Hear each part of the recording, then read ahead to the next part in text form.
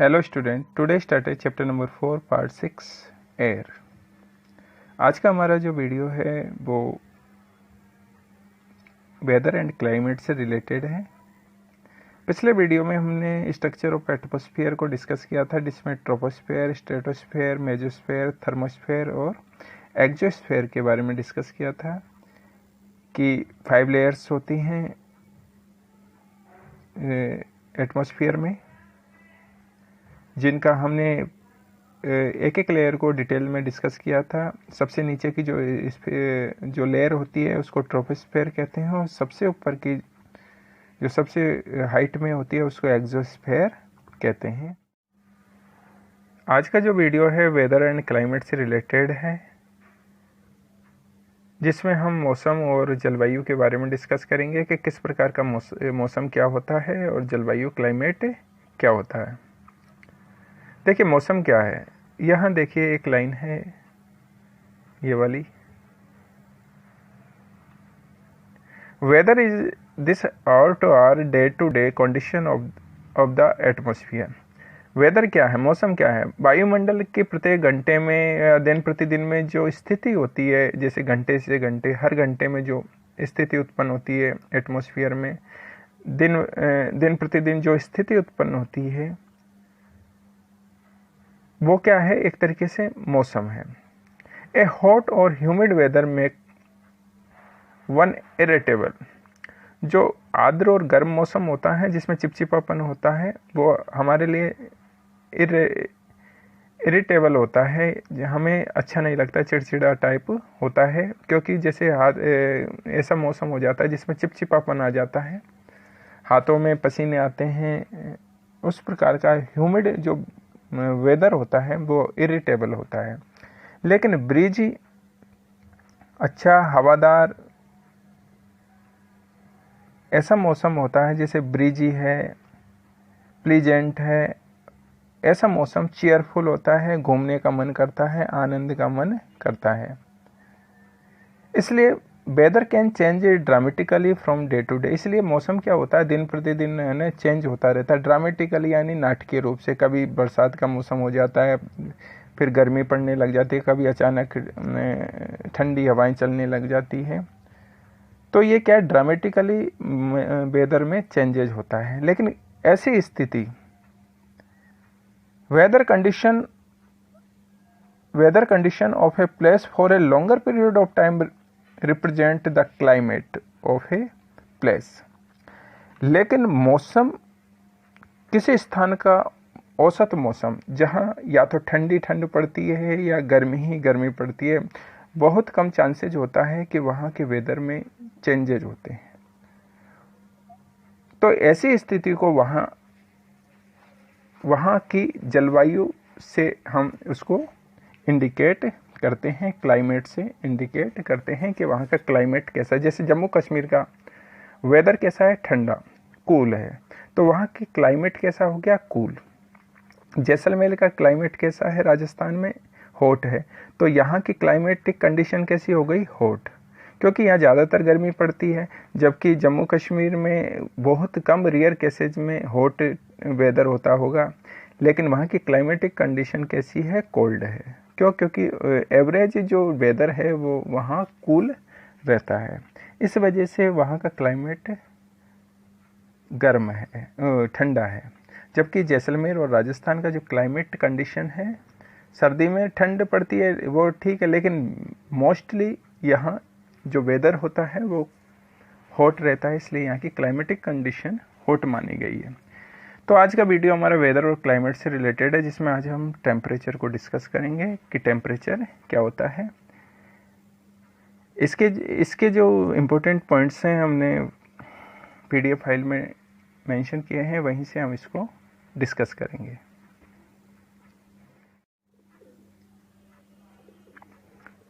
यहाँ देखिए, यह है हमारी पीडीएफ फाइल, जहाँ हमने वेदर और क्लाइमेट्स के जो इम्पोर्टेंट पॉइंट्स हैं उनको यहाँ मेंशन किया है। वेदर एंड क्लाइमेट, मौसम और जलवायु। मौसम तो क्या होता है कि जो डे बाई डे चेंज होता रहता है, आवर बाई आवर चेंज होता रहता है, घंटे प्रतिदिन हर घंटे चेंज होता रहता है, उसको तो हम वेदर कहते हैं। लेकिन एवरेज वेदर कंडीशन जो होती है किसी प्लेस की, जैसे कहीं ठंड ही पड़ती है, कहीं हॉट वेदर होता है, उसको हम क्लाइमेट कह रहे हैं। क्लाइमेट वेदर से ही बना है, लेकिन वेदर की जो एवरेज कंडीशन है साल की, ईयर की, तो वो जो कंडीशन होती है वो क्लाइमेट कहलाती है। देखिए, the weather of a place is the condition of the atmosphere at a particular time with regard to heat, sunshine, dryness, wind, cloudiness, rain etcetera in the area. देखिए, किसी स्थान का मौसम किसी विशेष समय में उस क्षेत्र की गर्मी को, सनशाइन धूप को, सूखापन ड्राइनेस को, हवा विंड को, क्लाउडीनेस यानी बादलों को, रेन वर्षा बारिश आदि के संबंध में जो वातावरण की स्थिति है उसको बताता है। किसी पर्टिकुलर टाइम पे कि आज कैसा मौसम है, कैसा वहाँ का एरिया है, एरिया में किस प्रकार का एटमॉस्फेयर है, तो उस की कंडीशन को वेदर के द्वारा हम इंडिकेट करते हैं। The climate is the average weather condition of a place taken over a long period of time. Of है, ये OT की जगह ऑफ कर देंगे। The climate is the average weather condition. Climate क्या है, जलवायु क्या है, एक लंबी अवधि की एक मौसम की स्थिति है जो औसत मौसम की स्थिति है। लंबी अवधि तक किसी पर्टिकुलर स्थान की औसत मौसम की अवधि है, जैसे कि जनवरी से लेकर दिसंबर तक किसी स्थान पर अगर मौसम कूल रहता है तो वहाँ की जो जलवायु है, क्लाइमेट है, वो कूल होगा। अगर मोस्टली किसी एरिया की जो वेदर है या वहाँ का जो क्लाइमेट है वो हॉट रहता है तो वहाँ का क्लाइमेट कंडीशन हॉट मानी जाएगी। जैसे जम्मू कश्मीर, लद्दाख, वहाँ टोटली जो वेदर है वो कूल रहता है, ठंडा रहता है, इसलिए वहाँ की जो क्लाइमेटिक कंडीशन है, जलवायु की स्थिति है, वो कूल मानी जाती है। जबकि राजस्थान हॉट जोन में आता है, इसलिए यहाँ का क्लाइमेट है वो हॉट माना जाता है। इक्वेटर के पास से जितने भी कंट्रीज हैं, जितने भी एरियाज हैं, वो सब हॉट क्लाइमेटिक कंडीशन के अंतर्गत आते हैं। तो राजस्थान का जो एरिया है वो हॉट कंडीशन में है, उत्तराखंड है, हिमाचल प्रदेश है, जम्मू एंड कश्मीर है, ये सब कूल जोन में आते हैं, कोल्ड जोन में आते हैं, इसलिए ठंडे हैं, इसलिए यहाँ की जो क्लाइमेटिक कंडीशन है वो ठंडी मानी जाती है, कूल मानी जाती है। The weather and climate of a place depend on many geographical factors such as height, temperature, air pressure, wind and moisture. मौसम और जलवायु, किसी स्थान की मौसम और जलवायु कई भौगोलिक जो कारक होते हैं, ज्योग्राफिकल फैक्टर्स होते हैं, उस पर डिपेंड करती है। जैसे हाइट है, ऊंचाई है, टेम्परेचर है, तापमान है, एयर प्रेशर है, वायु का दबाव है, पवन, विंड है, मॉइस्चर है, नमी है। जैसे जितने अगर हाइट पे जाओगे तो वहाँ का वेदर है, वहाँ की जो क्लाइमेटिक कंडीशन है वो कूल मानी जाएगी। तो ये जो उत्तराखंड है, हिमाचल प्रदेश है, ये हाइट पर हैं, इसलिए यहाँ की जो ज्योग्राफिकल कंडीशन है, जो क्लाइमेटिक कंडीशन है, वो कूल है, ठंडी है। और जो मैदानी इलाके हैं, जो सरफेस एरिया है, वहाँ की जो क्लाइमेटिक कंडीशन है वो हॉट मानी जाती है। तो एरिया ज्योग्राफिकल फैक्टर्स भी रेस्पॉन्सिबल फैक्टर्स में आते हैं जो क्लाइमेट और वेदर को इफेक्ट करते हैं। सबसे पहला हमारा जो पॉइंट है वो है टेम्परेचर। टेम्परेचर क्या होता है, देखिए, जो वेदर और क्लाइमेटिक कंडीशन का एक ज्योग्राफिकल फैक्टर है, सबसे पहला फैक्टर है हमारा temperature. The temperature you feel every day is the temperature of the atmosphere. जो तापमान आप हर रोज महसूस करते हैं, भाई जिसको आप रोज महसूस करते हैं, वो टेम्परेचर ऑफ द एटमॉस्फेयर, वो वातावरण का क्या होता है, तापमान माना जाता है कि वातावरण किस प्रकार का है।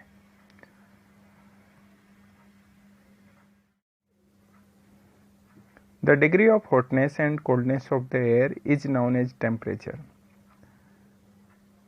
एयर की जो गर्मी की जो डिग्री होती है या ठंड की जो डिग्री होती है, डिग्री का मतलब है कितना फ़ारेनहाइट या सेल्सियस उस समय टेम्परेचर है, उसी पर टेम्परेचर डिपेंड होता है और उसी को हम टेम्परेचर कहते हैं। अगर गर्मी ज़्यादा है, एयर गर्म ज़्यादा है तो टेम्परेचर हाई होगा, और अगर एयर ठंडी है, हवा ठंडी है तो टेम्परेचर कम होगा। तो temperature depend on hotness and coldness of the air. Temperature किस पे डिपेंड करता है?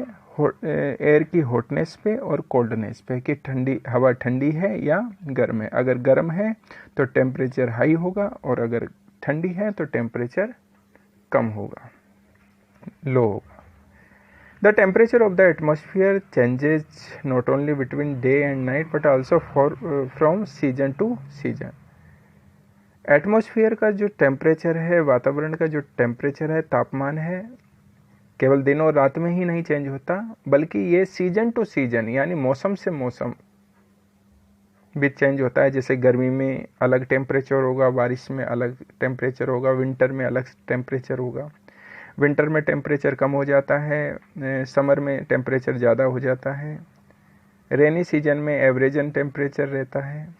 तो ध्यान रखना, टेम्परेचर, एटमॉस्फेयर का जो टेम्परेचर है वो डे नाइट में ही चेंज नहीं होता, बल्कि सीजन टू सीजन भी चेंज होता है, क्योंकि हमारी जो अर्थ है वो राउंड करती है, तो उसी के आधार पर सीजन डे नाइट्स होते हैं, उसी के आधार पर सीजन होते हैं, मौसम परिवर्तन होते हैं। Summer are hotter than winter. Summer, ध्यान रखना, विंटर की अपेक्षा अधिक गर्म होती है। आपको पता है गर्मी विंटर की अपेक्षा अधिक गर्म होती है, क्योंकि समर में सबसे ज़्यादा टेम्परेचर होता है 50 डिग्री, अबोव 50 डिग्री टेम्परेचर हो जाता है, और जबकि विंटर में टेम्परेचर घटकर 5 से नीचे बिलो चला जाता है 5 डिग्री से। तो विंटर में जो टेम्परेचर है वो हमेशा लो रहता है, जबकि समर जो सीजन होता है उसमें टेम्परेचर हमेशा हाई रहता है, above 40 degree. Insolation is an important factor that influence the distribution of temperature. Insolation यानी पृथक्करण एक महत्वपूर्ण कारक होता है जो तापमान के वितरण को प्रभावित करता है। इंसोलेशन क्या होता है? देखिए, insolation is the coming solar energy intercepted by the अर्थ। पृथक्करण क्या है? पृथ्वी द्वारा आने वाली सौर ऊर्जा है। जो सूर्य से एनर्जी आती है, धूप आती है, लाइट आती है, उसी एनर्जी को इंसोलेशन कहते हैं। इंसोलेशन, ध्यान रखना, जितनी तेज गर्मी धूप आएगी उसी से एयर हॉट हो जाएगी, टेम्परेचर ऑटोमेटिक अधिक हो जाएगा।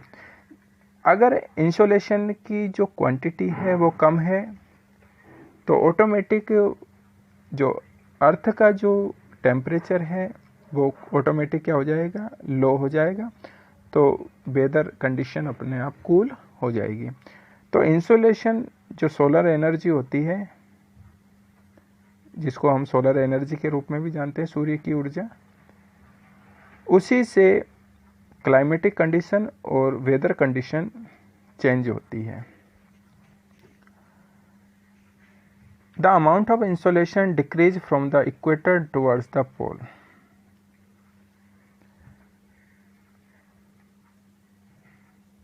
The amount of insolation, insolation यानी सौर ऊर्जा की जो मात्रा होती है वो decrease from the equator towards the pole. Equator, equator जो अपनी विषुवत रेखा होती है उसकी अपेक्षा ध्रुवों पे जो इंसोलेशन की अमाउंट है वो कम होती है। इसलिए ध्यान रखना, इक्वेटर पर सूर्य की किरणें एकदम सीधी पड़ती है, जबकि पोल्स पर डायरेक्ट नहीं पड़ती है। देखिए, जैसे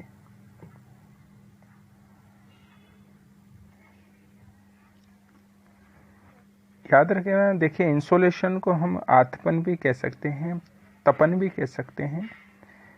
इंसोलेशन क्या है? इंटरसेप्टेड बाय द अर्थ, अर्थ के द्वारा जो इंटरसेप्ट की जाती है ना, जो सोलर एनर्जी, जिसकी वजह से अर्थ गर्म होती है, हॉट होती है, इसी को इंसोलेशन कहते हैं।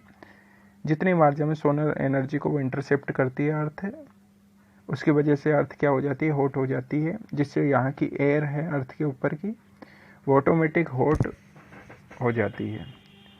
तो इंसोलेशन की जो अमाउंट होती है,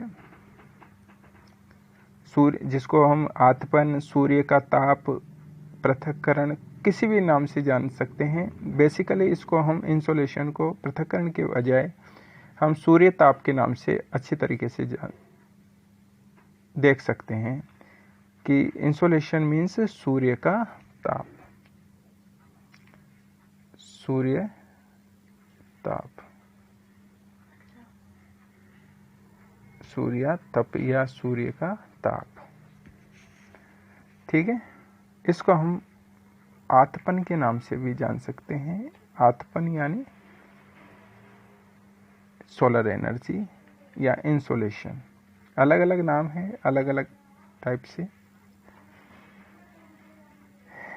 देखिए,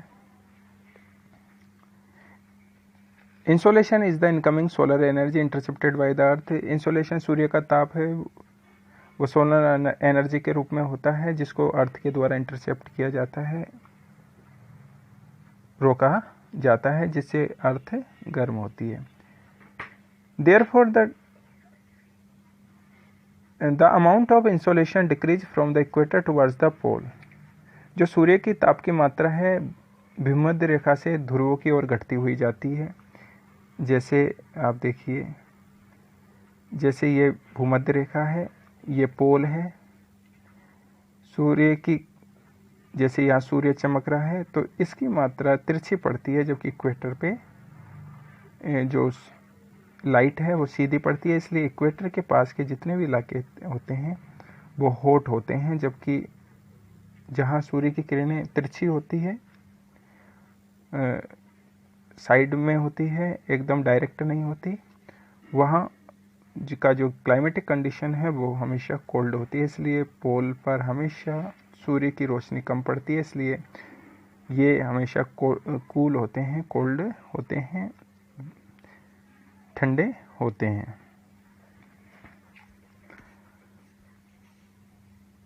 Therefore the temperature decreases in the same manner।